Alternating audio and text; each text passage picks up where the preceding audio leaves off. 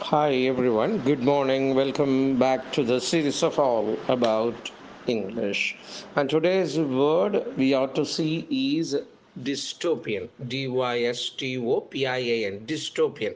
Dystopianனா இப்போ நம்ம கலிகாலத்தில் இதெல்லாம் நடக்க போகுது, இப்படி மோசமாக இருக்க போகுதுன்னு சொல்கிறாங்கல்ல, அதுக்கு பேர் டிஸ்டோப்பியன் வியூ அப்படின்னு அதை சொல்லலாம். Relating to or denoting an imagined state or society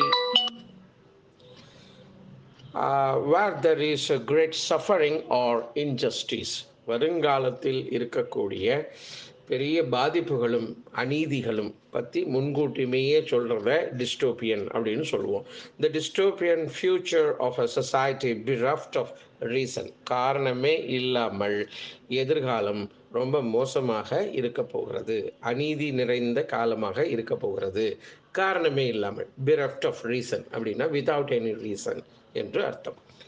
so dystopian அப்படின்னா ஒரு கற்பனையா முன்கூட்டியே வருவதை எதிர்நோக்கி சொல்வது, அதுவும் மோசமாக இருப்பதை, அதற்கு டிஸ்டோப்பியன் என்று சொல்லலாம்.